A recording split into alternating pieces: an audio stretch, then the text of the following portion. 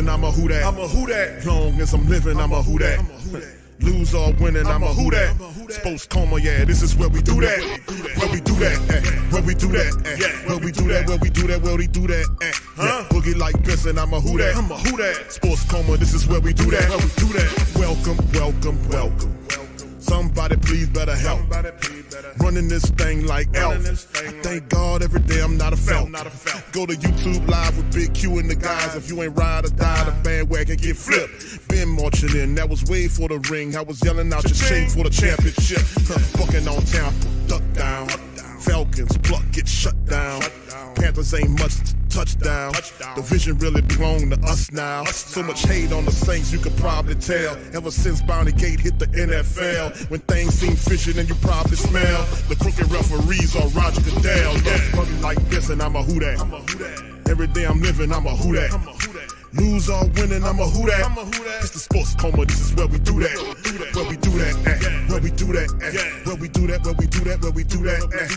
Boogie like Benson, I'm a who that. It's the sports coma, this is where we do that. You're listening to the Sports Coma with Big Q and the guys on the PRO Media Network. Welcome. You're now rocking with the Sports Coma with Big Q and the guys, where we have intense, entertaining, educating, and enlightening sport talk from your favorite sports fam. We up in this thing, fam. This stream is called Saints wide receiver Chris Olave talks up Derek Carr. Shout out to the fam. Appreciate y'all being in this live stream. Much love to the fam, as we having some difficulties right now, fam, as we kind of working our way through this stuff.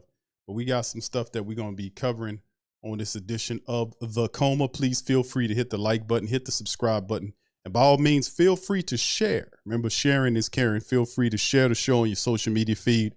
We up in this thing, the great Saint think tank and the Who Dat Nation. We represent it well here on The Coma. So shout out to the fam. Appreciate each and every last one of you guys for being in the stream. I'm not going to hold you too long on this one here. We're going to go over and react to the Chris Olave interview that was done with Rich Eisen on his show today. Shout out to this really good, pertinent information to hear him. We're going to talk about that. We also going to go over the another edition of the NFL offseason report cards that came out. Bleacher Report did another one of these. We're going to go over it and talk exclusively about some of the NFC South teams that are added on here. We also are going to go over Tier Maker right here. Shout out to them.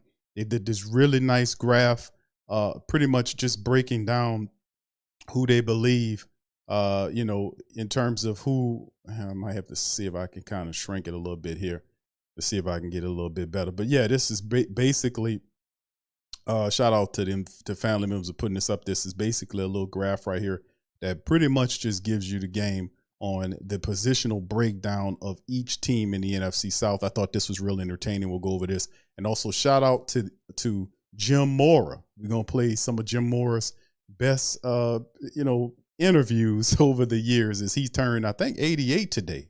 So shout out to the former Saint great Jim Mora, who's still alive and well in kicking.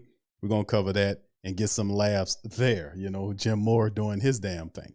All right. So anyway, let's get it popping and snapping, man, as we get started with the Chris Olave interview with Rich Eisen. Here it goes. To have back here on the Rich Eisen Show from the New Orleans Saints, Chris Olave. How you doing, Chris? I'm doing great, man. Appreciate you guys for having me. I appreciate you coming on. What are you up to? What's going on with you today?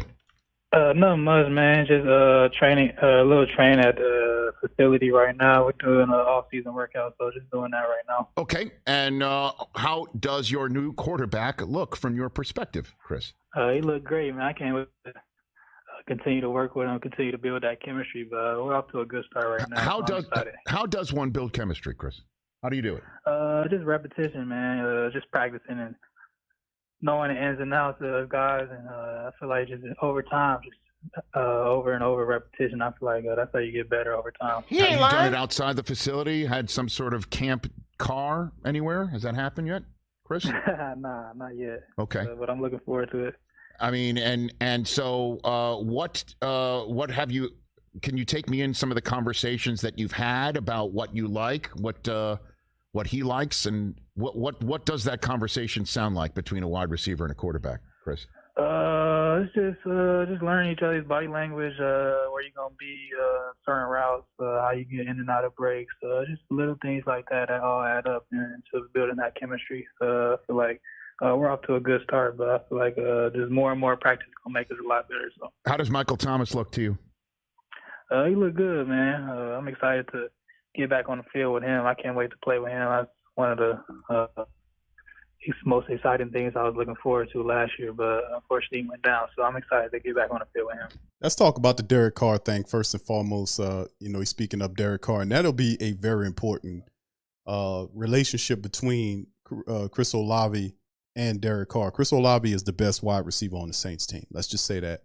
Michael Thomas, he's been 3 years removed in terms of not being there fully during the full season, but he's more of a compliment now. Chris Olave is obviously the man. 72 catches, over 1,000 yards last year, 4 touchdowns. He is the man. He's the best wide receiver on the team. Saints have a very good room wide receiver wise. So when you see these OTAs happen, some people look at them and say, yeah, it's exciting seeing these guys in the Saints uniforms for the first time, or having certain players playing with each other on the same team for the first time. That's exciting, and it's exciting in its own right. But we also have to kind of remember the fact that this is the first step in these guys getting on the same page, understanding where they need to be, what they need to do. And if Chris Olave is telling them, hey, listen, just put the ball here and I'll be able to get it. And it's just, getting that muscle memory, getting that understanding, those tendencies between these two, or between the wide receivers and the quarterback or whomever position group, that's big.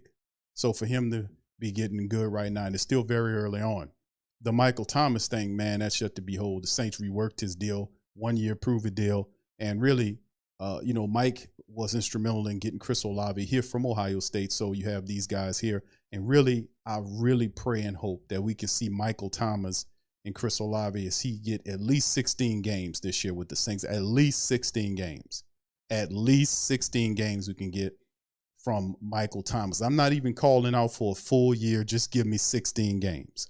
We have a deep enough wide receiver room where we can kind of ease them in there, and do what we need to do, but give us at least 16 games. And I know that's not totally put on Michael Thomas, but man, oh man, if the healing force of the divine energy be able to rain upon Michael Thomas and keep this brother healthy for the whole season, but at least the very least 16 games to finish up.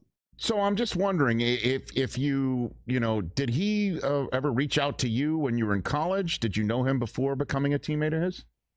Oh yeah, I know him a little bit before college, or when I was in college. He reached out. He always showed love when I was doing well. So he was one of those guys. So it was definitely exciting when I got drafted to New Orleans. So I was a guy I looked up to in college and watched him a lot in the NFL. So I'm excited. He's my teammate.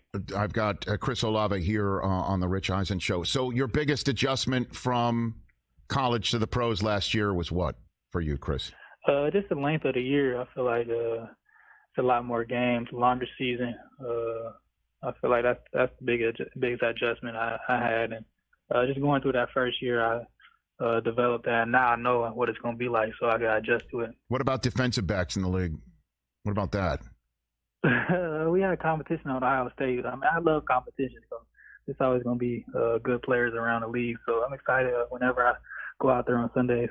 What do you mean? We look at some of the things that when Chris Olave talks about, coming into the second year, usually that sophomore slump, that type of thing kind of rears its head. But this guy works so hard, man. And we talk about, Michael Thomas having to stay healthy and Chris Olave will have a natural progression. He was phenomenal last year, in the Saints role. And we had, pretty much Andy Dalton on top of that thing. So we had a more competent quarterback that can stretch the field, which would lend itself to his game. That's why I was just studying taping for the family members who have yet to sign up for the Patreon. Feel free to join up for the Patreon, patreon.com/the Pro Media Network. We cover stuff like this. We do reactions on there. We also have film study that we do. So what's really interesting about the Chris Olave dynamic is the fact that him and Derek Carr, their games complement each other. Carr's best weapon as a quarterback, if anybody asks him, what's your best weapon? What do you do the best out of all the tools in your tool shed? Which one is really, the one that you are really good at? And it has to be him throwing the ball down the field. And if you watch Chris Olave, that's something that he can do. He runs away from the defensive backs, gets somebody under the ball, and just keeps running. Once he get out front of you, you won't catch him. So those two games complement each other. He's a phenomenal wide receiver. He catches pretty much everything you throw to him. He had some drops last year in his rookie season. He got snubbed there, but he's phenomenal, man. Really proud of him, Rashid Shaheed, and others that's coming aboard as we get Cody Burns, our wide receiver coach, to get these guys ready. So I'm really excited about the wide receiver room. James Washington, Shaq Davis, A.T. Perry, Brian Edwards, and others, man. I'm really excited. And Chris Olave leads that thing. There was a competition. What do you mean? I'm just saying I love competition. It's always going to be good players to the NFL, so it's always going to be a good player on the other side of the ball, but I look forward to matchups like that. Oh, I see. So you say from college you were used to having great matchups in practice. Oh, yeah, in practice. Oh, so you were talking up your school right there. That's what you're saying. You know that always. Well, I got confused because you referred to it as Ohio State and not the Ohio State. I was thinking of it might have been a different school, Chris, Oh, nah, man, you already know. Hey, Pop, are you serious? Like now, you know what I mean? Like you're used to mixing it up. I'm kind of mixing it up with you right now, Okay. So last November, Cesar Ruiz on your team. What was that like last November? The center on your team. Oh man, we ain't tripping about it, man. What do you mean? What do you mean? They got a couple in the past 20 years. They got the past two, but yes. I feel like it's gonna flip this year. So he didn't say anything to you in the locker room? Nothing. I mean, of course. Okay. Of course, they gonna talk after that. I'm still talking too. I mean, we ain't backing down. So I feel like we're gonna see this year in November. I can't wait for that game. So it has not turned. You're saying it has not turned. So this is now still sort of an outlier. That's what you're saying, Chris. Oh yeah, you already know. It's still Ohio State all the way. Okay. Well, now that Tom Brady's out of the division, where he went to school, this is now considered a much more wide open division, even though you damn near won the thing last year anyway, with Tom being there. How does your team talk about this upcoming season and the opportunity you have in the NFC South right now, Chris? It's a lot of opportunity, man. I mean, a lot of teams are rebuilding or have young guys, but I feel like we just focus on ourselves and trying to max out our potential. We got a lot of great players and a lot of great players that just came in. So we got a winning culture and a great atmosphere over here. So we're excited for this year. What's your personal goal for this year? What is it? Just to win, man. I mean, last year I was struggling. I never really lost that much in a year, so it kind of hit me a lot. So I dedicated myself to just trying to win, doing everything I can to be able to put my team in a situation to win. Well, I mean, also heard family from word on the streets. Chris Olave been doing training all around, man, and getting ready for the second season, and having Michael Thomas out there, man, and to kind of take some of the pressure off him will be big. And this will be a very exciting Saints offense. And we talk about this, and I've been looking at it. I've been doing some film study on it, and I'm like, you're asking the quarterback in his 10th year, Derek Carr, to pretty much do what he did with the Raiders throughout the topsy-turvy years of 6 coordinators. He now has, and he acclimated to their system successfully according to his individual passing stats. But you add that, what he do with Chris Olave, a healthy Mike Thomas, a deep wide receiver room, a deep running back room, a offensive line that's, everybody familiar with the scheme and good depth behind them. The offense for the Saints, and this is still on paper until we see things go, but we just prophesize, we're just looking through it, that they're primed for a top 10 year. I'm just going to say it. A lot of people starting to come around, and then we've been having discussions online with people about this, and I'm like, dude, you can't overlook the fact that the Saints are loaded. Even the tight end room, they're loaded, man. A lot of people are looking elsewhere, but when you want to talk about complete teams on paper right now, of course, we got to wait to see how it figures out. But if our coaching staff, if we still believe in our assistants like we do, and we still have some very good assistants on this team, that they can take this talent and make it work. And it's not like Carr has to just do everything. He has people all over the damn place. They block for him and give the ball to Jamal Williams, Alvin Kamara, Kendre Miller, or even, you got Taysom Hill back there. You got Foster Moreau they added to it. They have all these wide receivers everywhere. This Saints offense will lead the team overall. $150 million quarterback on top of the team. A guy that's a veteran, far beyond the rest of these young quarterbacks that we have in the NFC South. And people don't believe in him because of what he did with the Raiders, and people don't believe in Dennis Allen for what he did with the Saints last year. So it kind of, from a national and TV perspective, or from a overall, perspective overall, outside the Black and Gold building, outside the Who Dat Nation, there's no pressure, or there is nobody looking at the Saints and say, watch out for the Saints in the playoffs because of the aforementioned names. One of the biggest names is Dennis Allen. A lot of people don't think that he can win.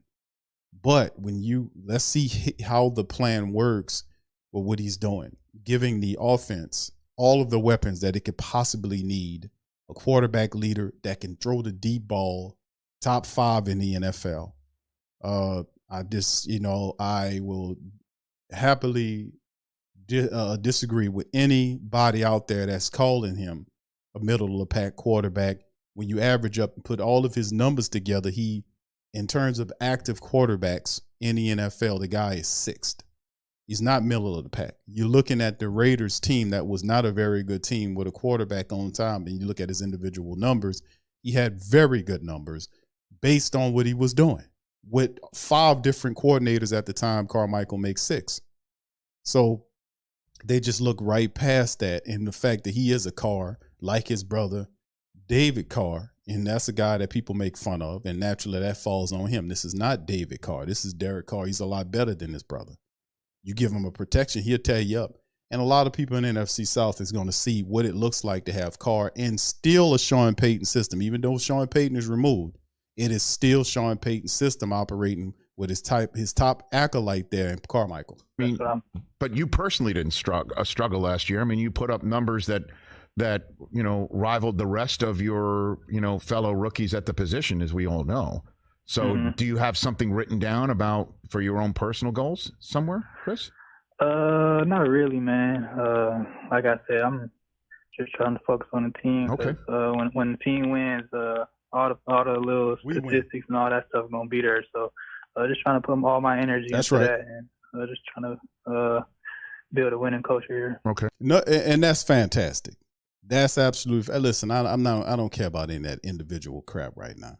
Yeah, I'm gonna get 80 catches this year, or whatever. And I'm not. No, all we want to do is win. And if I do my job well, the statistics will be there. I love that response from a second-year player. Love that response, man. Good one by Mr. Chris Olave. Okay. Do you have a good rivalry, I guess, personal with Garrett Wilson and with Jackson Smith and Jigba and all the guys now across the NFL? You can say that, but man, I want them to be the best they can. I know they got a crazy potential and could be some of the best receivers in the league soon. So he just ain't finding nothing. I don't think we got it right. I'm just excited for them to showcase that talent at the NFL level. What advice do you have for Smith and Jigba coming I just told him to be himself, man. That's one of the best receivers I've seen. He's so natural, he's so gifted, and I just tell him to be himself and just stay away from all the bad stuff. How good is Harrison Jr. coming in? He's probably the best one, to be honest. Really? He's 6'4", 220. He's fast. He can run routes. He catch everything come his way. So I've never seen nothing like it. And he was a freshman when I was my last year. So I can't believe what he's turned into. Because that is the conversation. Obviously, so many scouts were in Columbus this year for C.J. Stroud, Chris, and so and I don't think it was any coincidence that Marvin Harrison Jr. was running routes for CJ that day, among the many. And many scouts came away saying if he was eligible, he'd be the guy. And so you have no qualms saying he's the best out of all of you coming out of Columbus. Yeah, for sure. He's the best. Wow. I can't wait to see what he does this year. He's probably going to get double teamed, but he probably still put up a lot of numbers. So I can't wait to see And he's a great kid, too, so he deserves everything that's coming his way. And what do you think about what advice would you give CJ going into what clearly is going to, it looks to me and everyone as a starting role right from jump for him this fall? He's blessed, man. He's only 20, 21 years old, and being a starting quarterback in the NFL, that's a huge blessing. So just I told him to just be him and stay humble. It's going to be a lot of ups and downs, but just stay level-headed and keep working through adversity. That's going to be at his best. So that's Chris Olave, fam. We're going over listening to Chris Olave from the Rich Eisen show as he talks about some of the stuff going on with the black and gold. And as you can hear, he's just a great person, man. Great person, positive one, just wishing to all of his former players that he played with coming out of Ohio State. Just a great kid, man. Well, Chris, I appreciate you taking the call and making it right here, and I hope we get to do it more often. So and in the meantime, maybe we'll talk. Wow, I mean, your bye week. Are you going to go? It looks like your bye week is the Michigan-Ohio State weekend.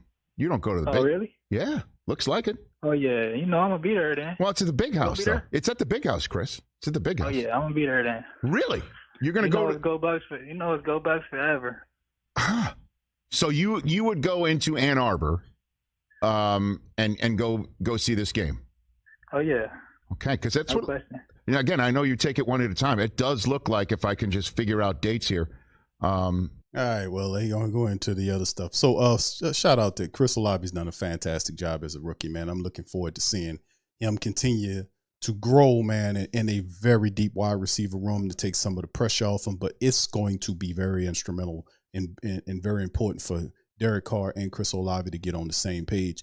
Their personalities are really great, so they're both learning, as Chris Olave trying to give Derek Carr the game.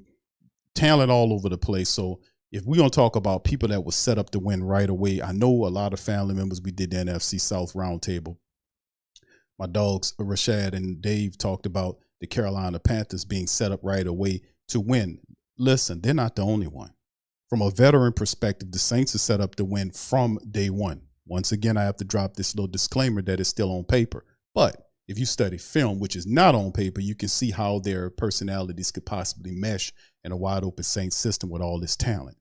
Now, if it's and by you look at and you study the film on all these different players that the Saints are trying to acclimate into this said offense, you can understand why a lot of people are getting excited early on about the potential that could be. So we'll just have to kind of watch it develop as we move forward, man, and that's what we're going to do. All right, so let's move into the next article right here.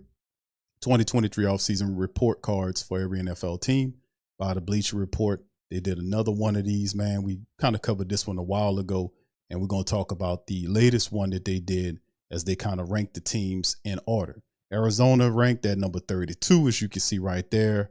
Atlanta is 2 of 32. Now, first up, they're going from worst to first, by the way. Worst to first. And you see Arizona is the worst, and then they got Atlanta sitting right there at number 2 of 32.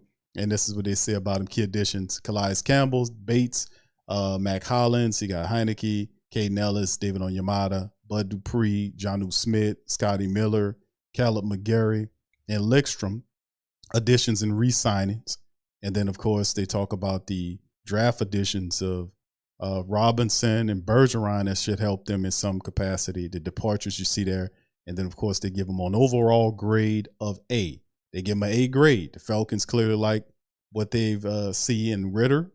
That becomes apparent quickly as many of their moves were made to support the signal caller.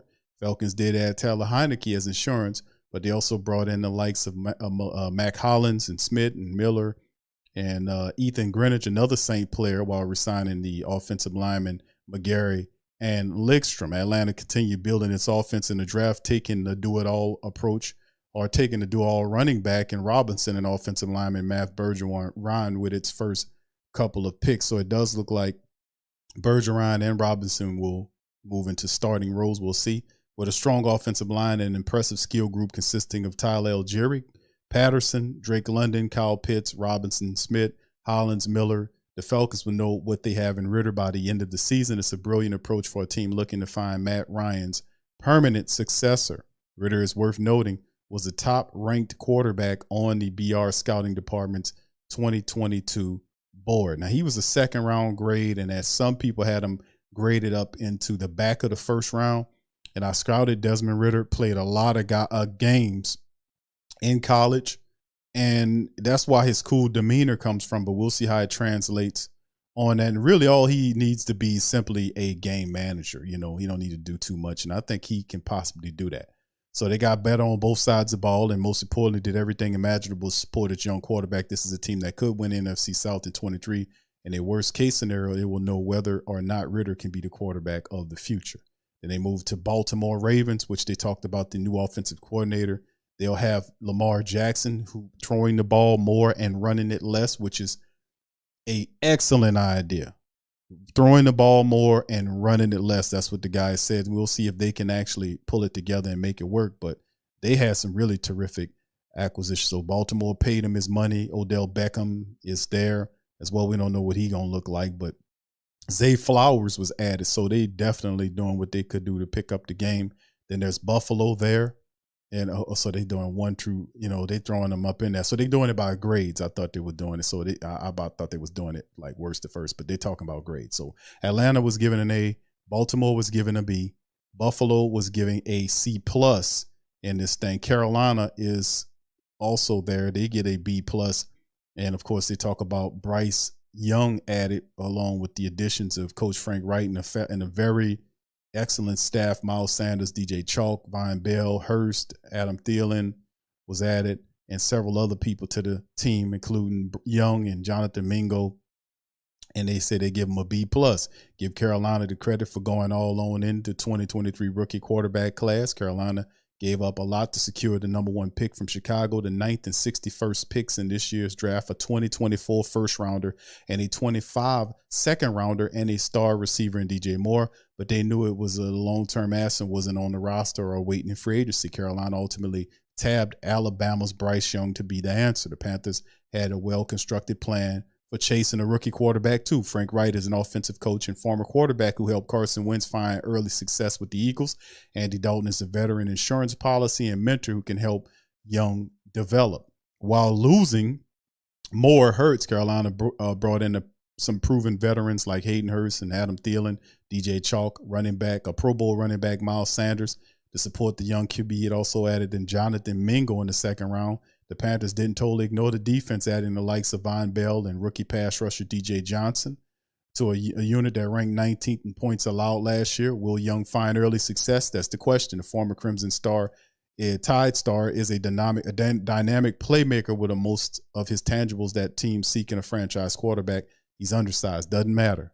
Does not matter to keep talking about undersized.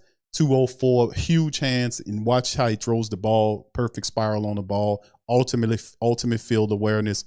Not this year, I don't think so. And I've been saying this for a while about Bryce Young. Not this year for Bryce Young in terms of what they'll do in playoff stuff, but definitely in year 2 and beyond. Man, the Saints better watch out for that kid. He's definitely a star.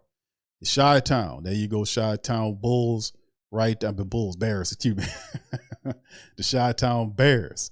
All right, the Bears is there. They're doing their thing. Not too much to talk about. They gave them a overall A plus with the what was it? Overall grade of A plus. With some of the additions that they added. DJ Moore was added there. They added a few more people. Tunyon, the tight end there. So they did a few things as well to try to help him out. Cincinnati Bengals got a grade 2 as their number 7 team. Cleveland is number 8. They was given their grade, and also they were able to get a trade for Zadarius Smith, who's a fantastic player when he's healthy, but the dude stays hurt all the time. So they gave him overall A minus there. Dallas Cowboys at 9th. They gave him a C plus grade. The Broncos with Sean Payton there. It's going to be interesting to see what Coach Payton looks like in Denver, if you can get them together. All right, Detroit is ranked at 11th there. As you can see, they were given a grade of A minus. The Green Bay Packers, who said they gave them a C plus grade there. The Texans are at 13. They gave them an A grade. And, and they're talking about the movements that they're making, by the way. Indianapolis is there, and they gave them a B, just a B. Jacksonville is next, a B minus. Chicago is, hold on, is that right? Hold on, I'm sorry, I'm going backwards here. Let me make sure here. Okay, there we go. All right, Jacksonville is there with their B minus. Kansas City is a B. Las Vegas with Jimmy Garoppolo is given a B. And I'm not really excited about what they're doing, but we'll see. The Chargers are there, C plus. Rams are there with a D grade there, and the Rams not looking good. The Dolphins are there. They were given a B grade. Minnesota is B, a solid B grade. The Patriots were given a B plus grade, and then there go your Saints, 23 of 32. With the additions, you already know the staffing, the names, and they give them a B plus. And the breakdown was the Saints took a huge swing at the quarterback position, signing 2022 Pro Bowler Derek Carr to a 4-year, $150 million contract. The 32-year-old might not be New Orleans quarterback of the next decade, but he's a more of a long-term answer than the recent additions of Jameis Winston and Andy Dalton. If Carr can provide consistency as the quarterback at the quarterback position, the Saints will have a chance to compete in the NFC South this season. A defense that ranked 5th in yards allowed last season lost key players like Davenport, good riddance with his half a sack. David Onyemata really didn't look like himself. Justin Evans, Caden Ellis was played really good ball last year. Just he was overpriced for the Saints. However, New Orleans did a very admirable job of replacing these guys. The Saints signed Kalen Saunders before drafting Brian Breesy and Isaiah Foskey. The defensive front should remain a team strength despite the turnover. New Orleans added Jamal Williams, a rookie running back, Kendre Miller to the backfield to give Carr some support. It worked out a contract restructure. Well, Mike Thomas, and it remains to be seen if Thomas can regain the Pro Bowl form we last saw in 2019. But just give him an opportunity to work with Carr should be seen as a win. If Michael Thomas, and they'll take time with Michael Thomas, they have a deep wide receiver room, so the Saints are bracing for that inevitable situation when they do ratchet him up to play. And like I said, I just want 16 games of Chris Olave and Michael Thomas there, and of course to have him toward the back end of the season. If we can get that, there's no way that most of these defense can deal with what the Saints are going to do. I mean, the only thing stops the Saints once this gets going and health is out of the way is the imagination of the offensive coordinator from an offensive standpoint. Now, according to Carr's brother and former NFL quarterback David Carr, Thomas and his new quarterback have a strong relationship before their union in New Orleans. He says Mike Thomas go way back. He says Carr told Harvard Sports Podcast that they have history. The Saints should make some positive strides this season with Tom Brady no longer in the NFC South. That might be considered the early division favorites. And then to finish out the list, you see the Giants there, the Jets, the Eagles, the Steelers, the Niners, and who else we got? Seattle there, Tampa Bay, and they gave them a C plus, and then Tennessee, ultimately, what did they give? C, and then Washington Commanders gets a C plus. So nobody got really a D grade. He's a pretty light grader. So that's some of the stuff from the report card. Do you guys agree with that? Shout out to the fam. Thank y'all for joining me for this stream here, fam, as I'm kind of rolling on through this thing. All right, so let's get to the next thing right here. And this is shout out to the brother Tech here on Twitter. And he posted this list right here of I guess, who's the best or the better division group here. As you can see up here at this part right here that you see is cut off, that's QB, obviously. And you can see right here that is showing the Saints first. Then the next one is the Tampa Bay Buccaneers. So they're saying quarterbacks in terms of ranking in the division, the tier group, positional tier groups, who has the better group in the NFC South. So you look at it, and most of the people say, well, the Saints have David Carr, Derek Carr, excuse me, Derek Carr, Jameis Winston at the top of the QB hierarchy in New Orleans. And of course, you look at, I don't know why they got Tampa Bay second. That is not where it's supposed to be. Tampa Bay is dead last. They got the Carolina Panthers in the back end, so I don't really agree with that. But I do agree with the QB ranking at the top of the division. The best quarterback, obviously, right now in the division, most experienced guy coming in is obviously far away. It is Derek Carr. Of course, the next position group, you have the running backs there, and you can see right here they got the Saints as the top tier group in terms of the running back situation, right? And then it's the Falcons, then the Panthers, and then the Bucks, and I agree with that order. Well, and a lot of people say, well, a lot of Atlanta Falcon family members will say, Q, we got Robinson and Tyler Algieri rushed for over 1,000 yards last year. What do you mean? Well, think about it, Falcon family members, and I want you to use your birdie brains on this one. That even though you have Robinson, who's a good running back out of college, Tyler Algieri, who gave you 1,000 yards last year, that's a good, that's a nice little combo that you got there. But we have Jamal Williams and Elvin Kamara. Enough said. I didn't even say nothing about Kendre Miller. So, I mean, Jamal Williams, 17 touchdowns last year, led the NFL. Remember him? And Elvin Kamara, enough said. Enough said. O-line, they give it to the Tampa Bay Buccaneers, saying they have the best O-line in the NFC South. Then followed by Carolina, followed by the Saints, and then the Falcons. Do you agree with this? Do you think the Saints should be a little higher than that? Right? And listen, our offensive line has some issues and problems. Everybody was banged up. So I'm not mad at the order. It's just something that we have to work on improving, right? Going forward. Wide receiver position. No doubt about it. It's Tampa Bay Buccaneers. No doubt about it. You know why. In our group, they got our group, second, followed by the Falcons, and then the Carolina Panthers. I think the Panthers should be a lot higher than last. I think you had you have Adam Thielen and DJ Chalk right there versus Atlanta's Drake London and whoever else they picked up. I let the Falcons and the Panthers kind of argue about that, but the Saints wide receiver room is pretty damn good. If Michael Thomas is healthy with Chris Olave versus Goodwin and Mike Evans, I can't argue that too much, but they have some really good wide receivers. That's pretty much all they have there. Tight end, they got the Saints as the top tight end group there. You look at a lot of the Falcons, people will say Jonnu Smith and Kyle Pitts. Q, come on. What do you have for that? In New Orleans, you got Juwan Johnson and Foster Moreau and Taysom Hill, and then whoever else everybody else got. So, Atlanta will probably try to argue and say we have the best position group because of Pitts and Jonnu Smith. Would you give them that? Then we go to the cornerback situation, fam. We jump to the defensive side of things. Who has the best cornerbacks in the NFC South? Who has it? Who has the best? They're saying the Atlanta Falcons do. I would have to disagree. I would have to say it's the Saints. The Saints, to me, have the best cornerbacks in the NFC South. To me, it's the Saints. Marshawn Lattimore, how he played, he's a stalwart there. Paulson Adebo had a kind of an off year, but I really like Paulson Adebo. I think Alante Taylor is coming on strong too. And then Atlanta got, who they got. And then Tampa Bay is there. And a lot of people say, well, Carolina should be a little higher there. But, it's definitely between the Saints and the Falcons at the cornerback position. But I would have to say us. The safety room. A lot of people are not too big on our safeties. The first year, Tyrann Mathieu, Marcus May missed 6 games last year. Tyrann Mathieu kind of didn't look comfortable in the Saints defense. Does that? I think that changes this year.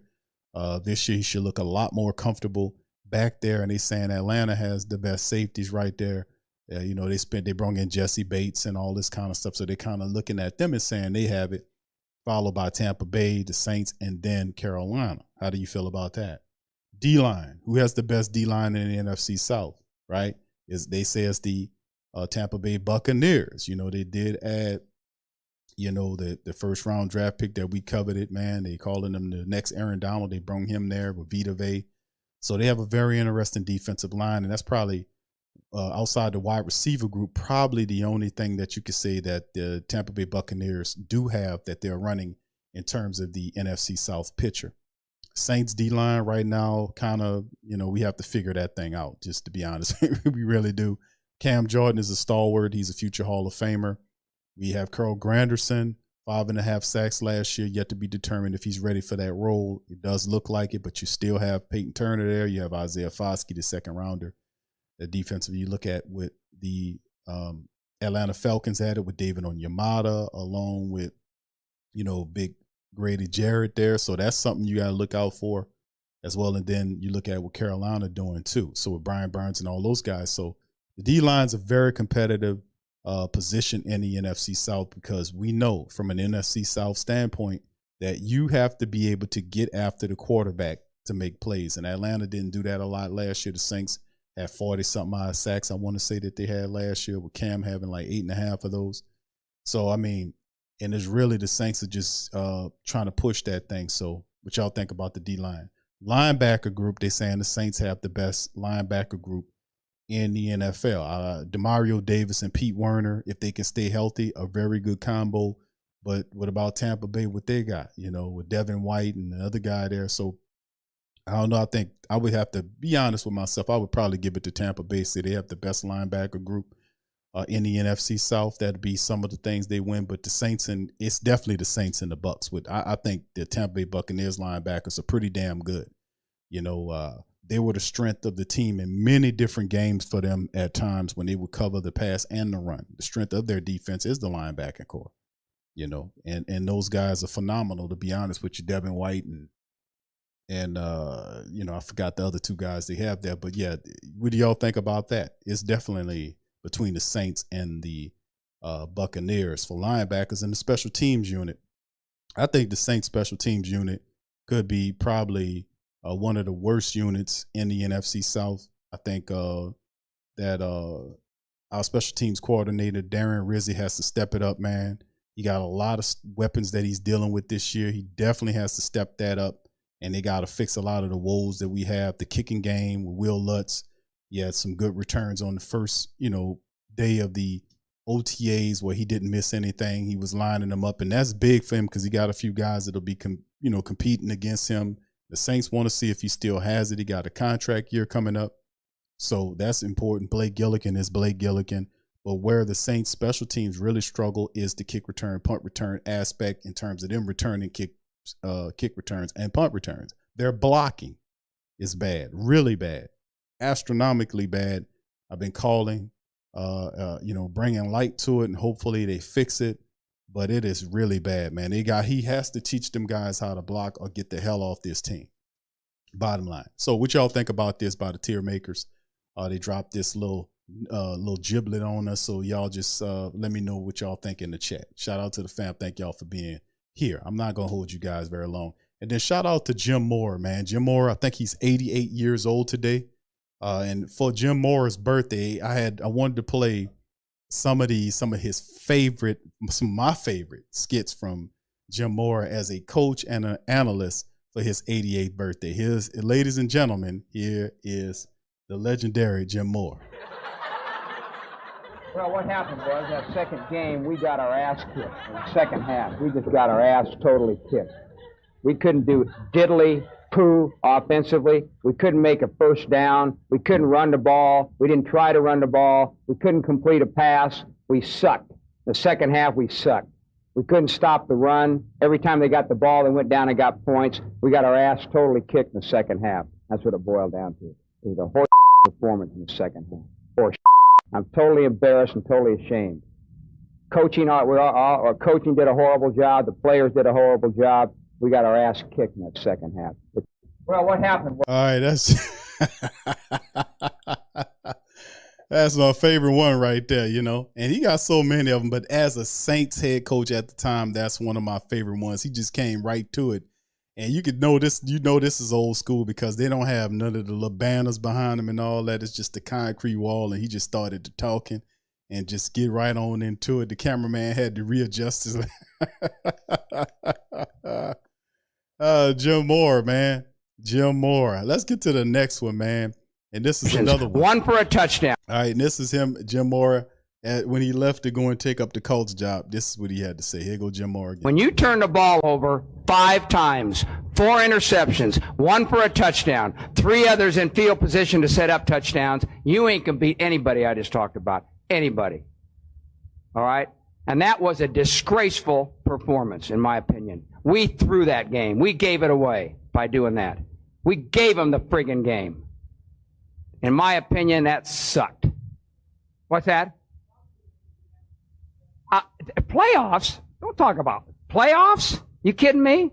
Playoffs? I just hope we can win it. When you turn the ball over. Jim Mora, man.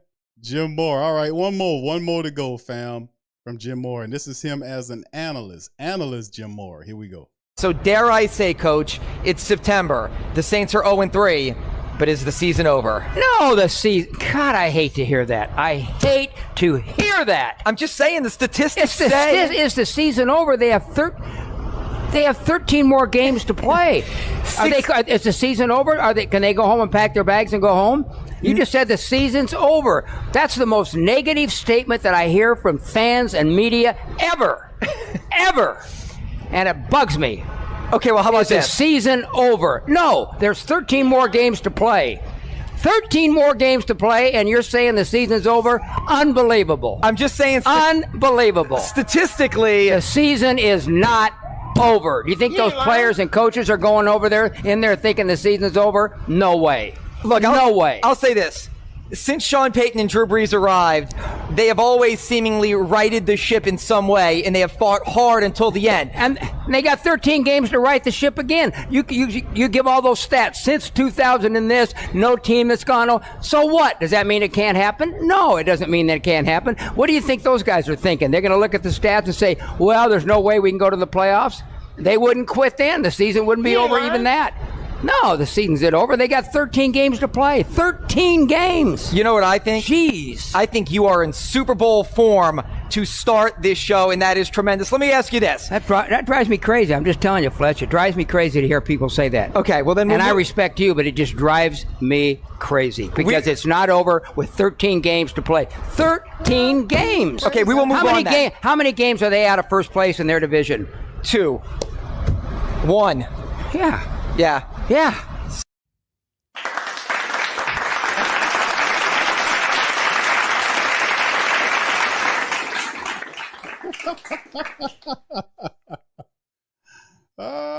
Jim Mora, ladies and gentlemen. All right, so anyway, let's get it finished up, man. Let's do a quick recap of the stream. We listened to Chris Olave kind of give some game about Derek Carr and several other topics, including Mike Thomas on the Rich Eisen show. We talked about that.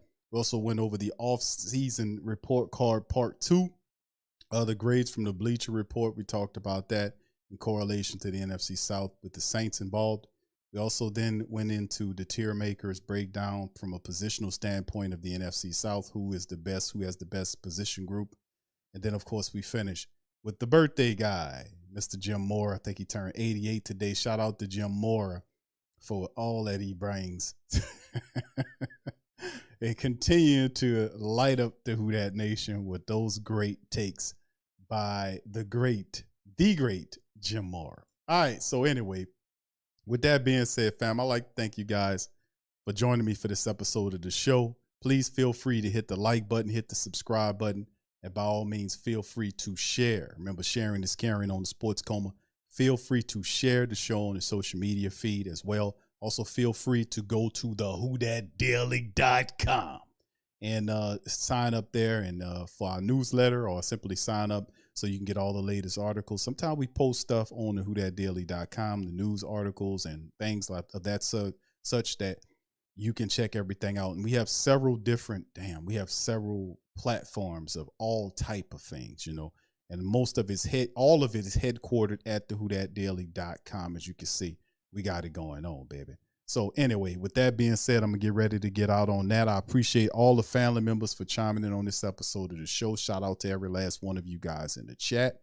I'll be back at another time, maybe not Thursday. We'll see, but we'll see what time it is. But we'll be back later on to talk about more Saint content here as well. So shout out to all the family members, man. Keep y'all heads up. And I'm going to holler at you on the flip side. Much love to the fam and Who Dat.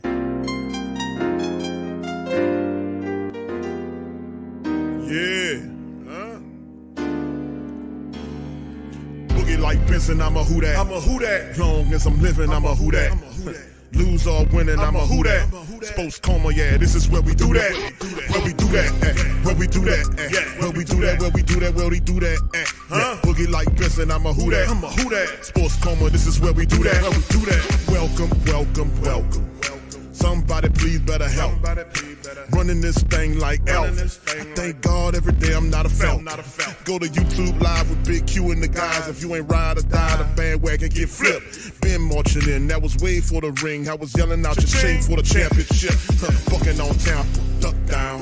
Falcons, pluck, get shut down. Panthers ain't much touchdown. The vision really belong to us now. So much hate on the Saints, you could probably tell. Ever since Bounty Gate hit the NFL, when things seem fishy, then you probably smell the crooked referees or Roger Goodell. Yeah, running like this, and I'm a who that. Every day I'm living, I'm a who that. Lose or winning, I'm a who that. It's the sports coma, this is where we do that. Where we do that at. Where we do that at. Where we do that, where we do that, where we do that at. Boogie like this and I'm a who that. It's the sports coma, this is where we do that. You're listening to the Sports Coma with Big Q and the guys on the PRO Media Network.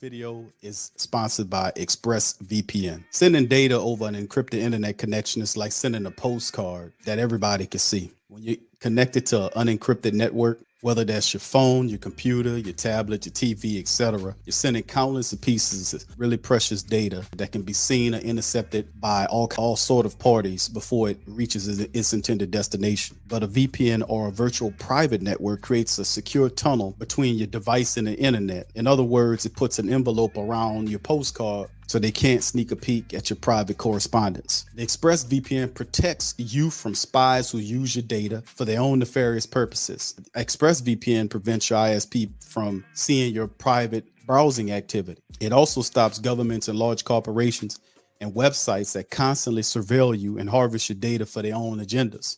ExpressVPN gives you unrestricted access to all parts of the internet, so you can watch shows in other countries and even get certain discounts.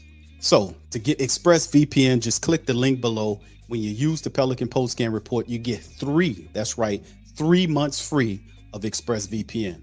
Hit the link now and get connected.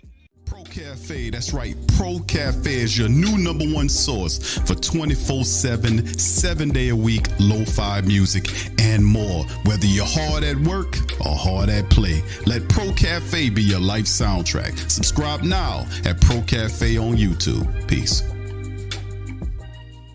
TSC Unleashed is available on YouTube. Find TSC Unleashed. All the latest news, football, basketball, boxing, and entertainment news. We cover it all on TSC Unleashed. Every week, please feel free to subscribe to TSC Unleashed on YouTube. Pro Shop. That's right, the Pro Shop is the platform store where you can go and buy all the latest merch to support the platform. Available at the Pro Shops, we have dozens of hundreds of products available for you and your family. Unisex tees for men and women, hoodies and sweatshirts, tank tops, kids and baby items, long sleeve tees, mugs, pillows, wall art, bath bedding, face masks, phone cases, stickers, bags, fanny packs, socks, hats, and many other items. Please feel free to check out the Pro Shops. The link is in the description section below. And remember, it helps the platform continue to grow. Check out the Pro Shop and who that too. TheWhoThatDaily.com. That's right, TheWhoThatDaily.com. Your one-stop shop for everything New Orleans Saints, New Orleans Pelicans, LSU Tigers, even the top flight boxing news. So if you're a Who That and you're looking for a place to stay up on your team, TheWhoThatDaily.com is your site. TheWhoThatDaily.com for the sport